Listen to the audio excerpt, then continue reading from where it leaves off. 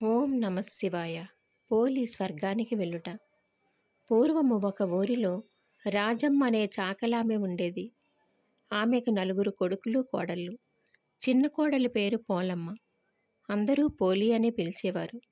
రాజమ్మ చిన్న కోడలిని చిన్నచూపు చూస్తూ అవమానపరుస్తూ ఉండేది. ఇంటి పనంతా తన చేతే చేయించేది. ఇలా ఉండగా కార్తీక మాసం వచ్చింది. అత్త ముగ్గురు తోటికోడళ్ళు నదికి వెళ్ళి స్నానం చేసి దీపాలు వెలిగించుకుని ఇంటికి వచ్చేవారు. పోలికి దీపం పెట్టుకునే అవకాశం లేకుండా నెయ్యి ఒత్తులు కూడా దొరకకుండా చేసేవారు.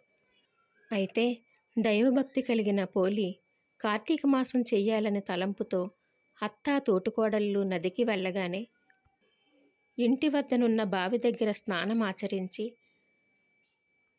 పత్తి చెట్టు నుంచి పత్తి తీసుకొని ఒత్తులు చేసి మజ్జిగ చిలికిన కవ్వానికి అంటి ఉన్న వెన్నతో వాటిని తడుపుకొని బావి వద్ద తులసికోట వద్ద దీపాలు వెలిగించి ఆ దీపాలను అత్తగారు చూడకుండా చాకలి బాణ మూత వేసి దైవనామస్మరణతోని కాలం గడుపుతూ ఉండేది.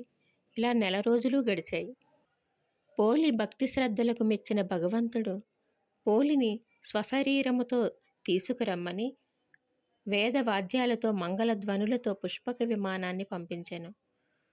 పోలి ఆ విమానమెక్కి వెళుతుండగా ఏటి ఒడ్డున దీపములు పెట్టుకున్న వారందరూ చూచి చాకలిపోలి స్వర్గానికి వెళుతుంది, చాకలిపోలి స్వర్గానికి వెళుతుంది అని ఆశ్చర్యపోయారు. అంతా తోటికోడళ్ళు అత్త కూడా ఆ విమానం ఎక్కడానికి ప్రయత్నించి విఫలులయ్యారు. పోలి శ్రద్ధాభక్తులతో దీపాలు వెలిపెట్టుకుంది. అందువలన స్వశరీరముతో స్వర్గప్రాప్తి కలిగింది అని కథను చెప్పుకొని అక్షంతలు వేసుకొనవలెను. ఓం నమః శివాయ.